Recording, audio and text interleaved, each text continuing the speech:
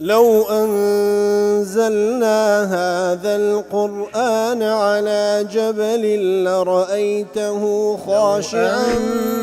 أنزلنا هذا القرآن على جبل لرأيته خاشعا أنزلنا هذا القرآن على جبل لرأيته خاشعا متصدعا من خشية وتلك الأمثال نضربها للناس لعلهم يتفكرون.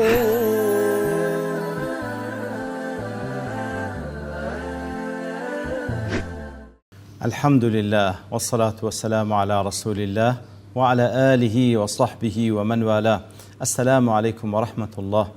برزنا خوش حال لا وعليه 1312 لوانا كاين تفسير قرآني بيروز بيم وخزمتان فمن بس رزامن دي رب العالمين وهي دارم إيوي آزي السودي ليور بقرن. أعوذ بالله من الشيطان الرجيم.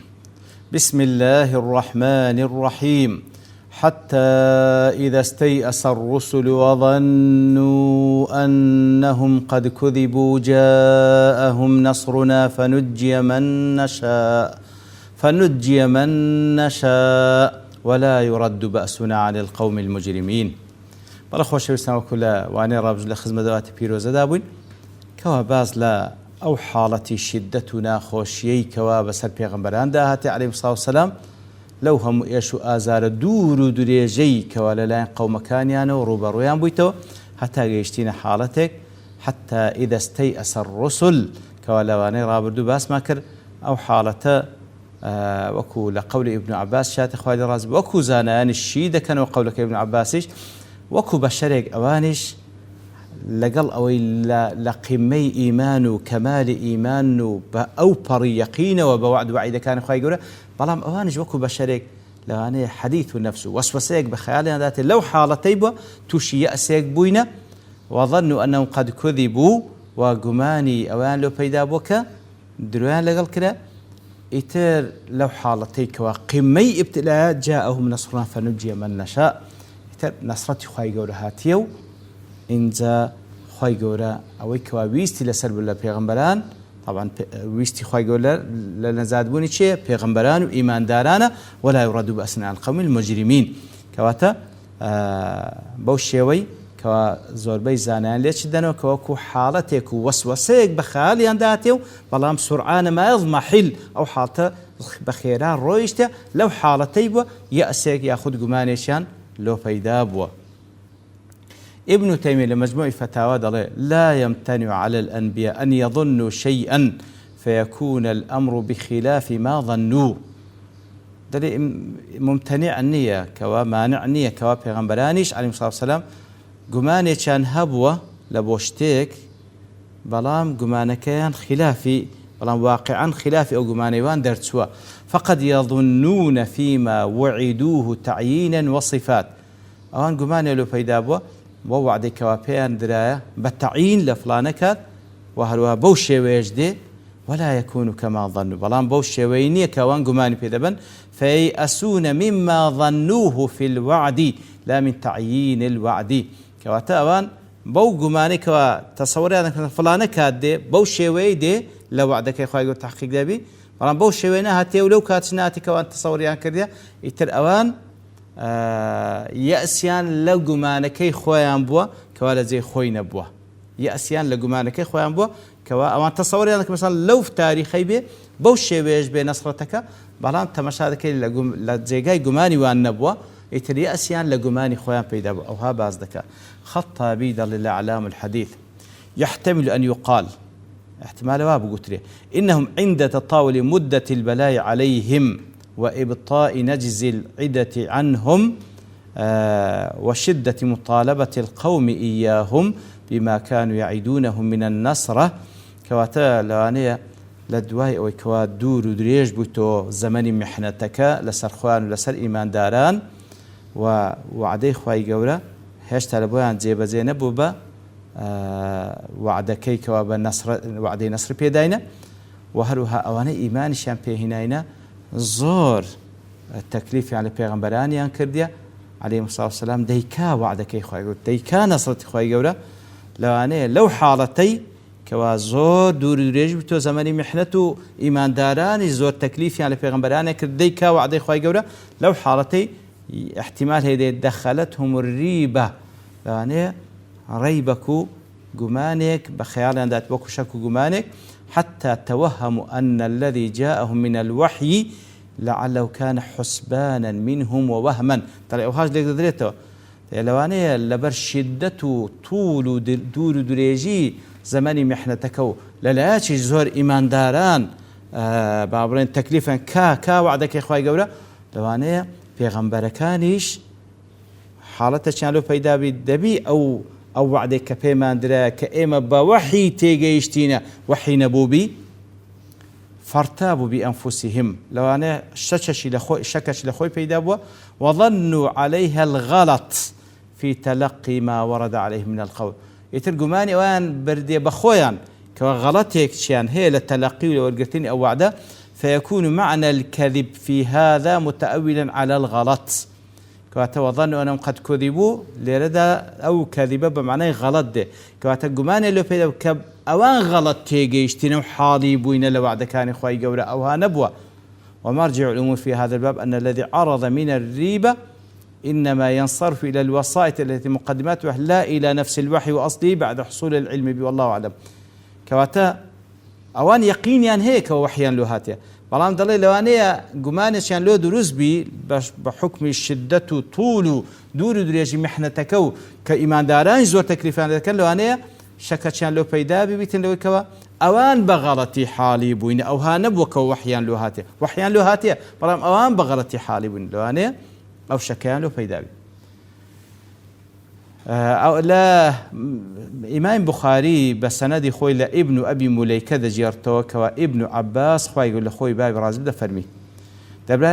حتى إذا استيأس الرسل وظنوا أنهم قد كذبوا طبعا قد كذبوا كوتما بكذبوا بكذبوش خين درايتوا كابن عباس بكذبوا دخين دوا دلا حتى يقول الرسول والذين آمنوا معه متى نصر الله لقالوا آتش كبازك سورة البقرة حتى يقول الرسول والذين آمنوا متى نصر الله ألا إن نصر قريب إتر ابن عباس بكذبوي ليك دداوة وكو باس ماكر فلقيت عروة بن الزبير كواتا دلي جيشت مع عروي كوري الزبير فذكرت له ذلك أوم لو باسكر قولك ابن عباس قالت عائشة عروقتي عائشة واد فرمي خوالي رازي بدرباري أو فهمه كوا ابن عباس دلي پیغمبرانج بشر بوينه بخياليان داهاتيه كوا يأسيك بيانج بخياليان داهاتيه بلام نقراري كتبي دلي اون باس كلبو عائشة فرمي معاذ الله فناب الله تعالى والله ما وعد الله ورسوله والله ما وعد الله رسوله من شيء قط إلا علم أنه كائن قبل أن يموت والله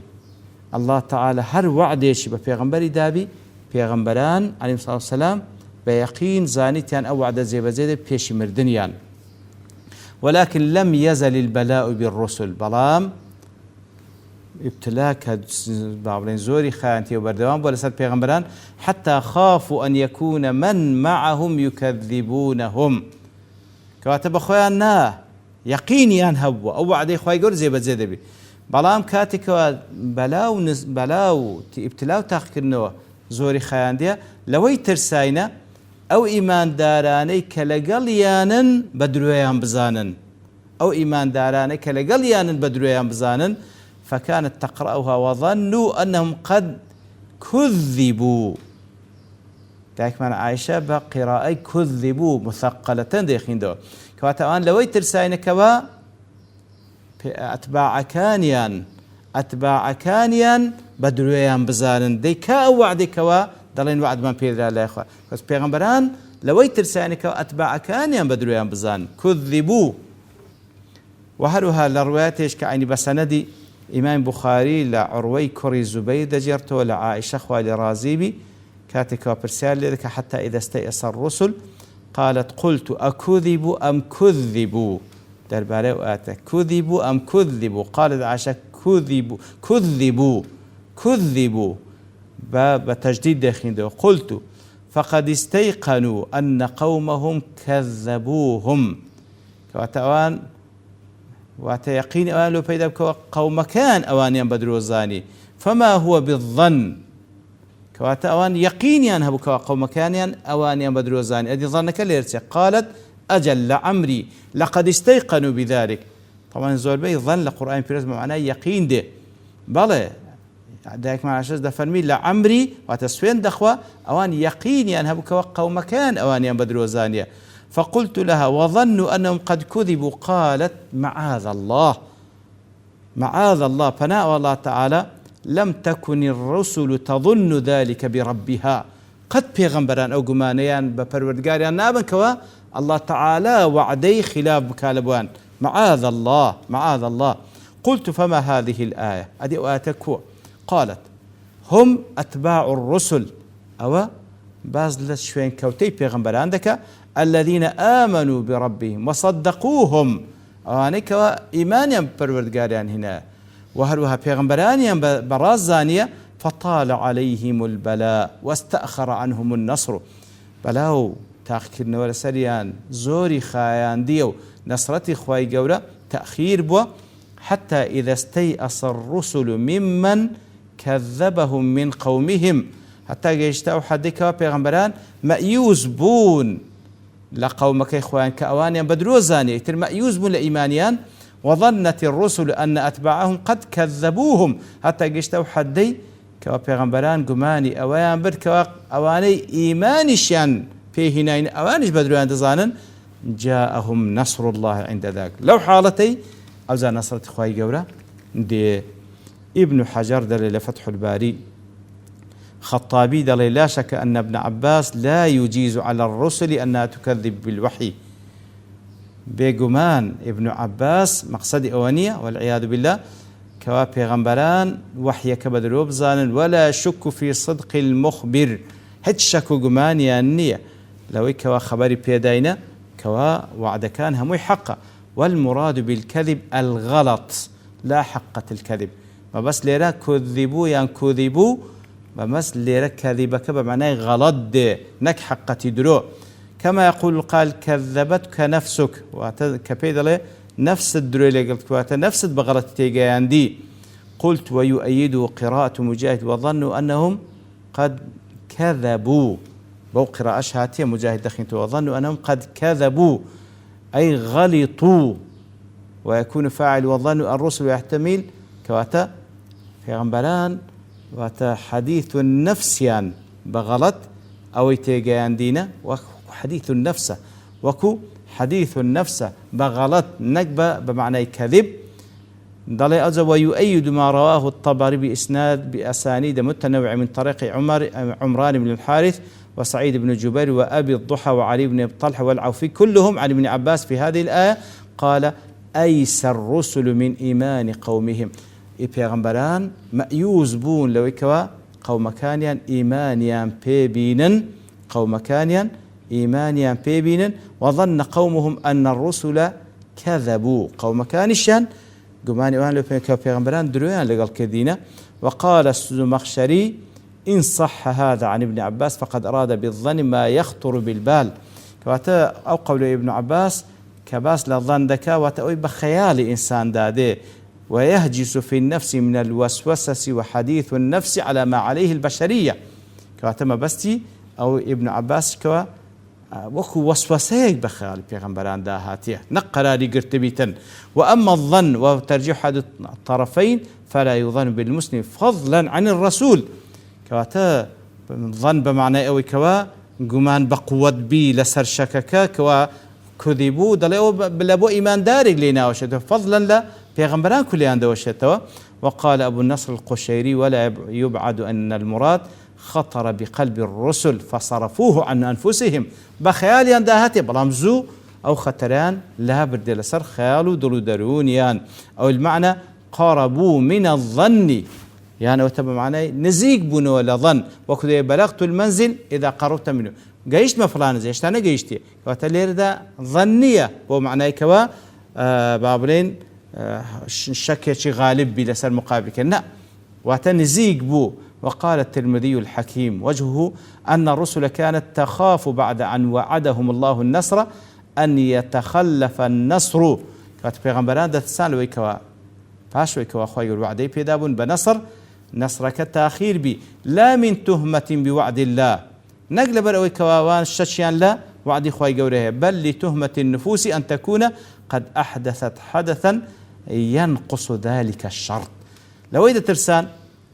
بخويا نفسي خويا شتيشي كردبي أو مرزان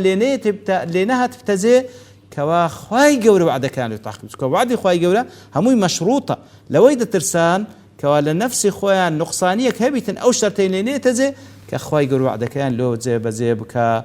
فكان الأمر إذا طال واشتد البلاء عليهم دخلهم الظن من هذه الجهة كواتكاتكوا تاخك إنه دريش دبو بسريان دا بلاء مصيبة تندبو لوي قمانيان پیدا بكوا لنفسي خوان شتيشيان كردية ياخد شرطيشان لنهات تزي كوا بهويوا أو نصرة تأخير بو هشتا مستحقنين أو وعدي خواي قورا لبويان زيبي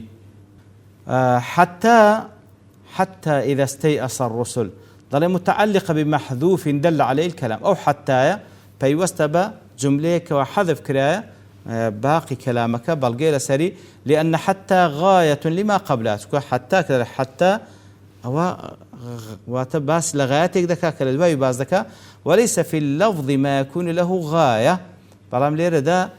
براسلة أتكيت مشاهدكي أو غاية باز نكرا فاحتويجي إلى التقدير فاتلوه بيس بالتقدير هي فكأنه قيل وما أرسل من قبلك إلا رجالا لبيشتو هر كسانك لبيوان ما نادي لبيغمبران فتراخى نصرهم نصر التأخير بو حتى استيأسوا عن النصر حتى وظنوا أنهم قد كذبوا حتى كزور خاندي أو يأس بيدابو أو ذا وظنوا أنهم قد كذبوا إتر والله أعلم حتى أكرز عليه لو غاية دیار هەندێک شتی تریژمە باز بکەین بەڵام لەبەر تەوابوونی کات دەوەستین بە پشتوانی الله تعالى لەوانەی داهاتوو دێنەوە خزمەتی وصلى الله وسلم على نبينا محمد وعلى آله وصحبه أجمعين وآخر دعوانا الحمد لله رب العالمين لو أنزلنا هذا القرآن على جبل لرأيته خاشعا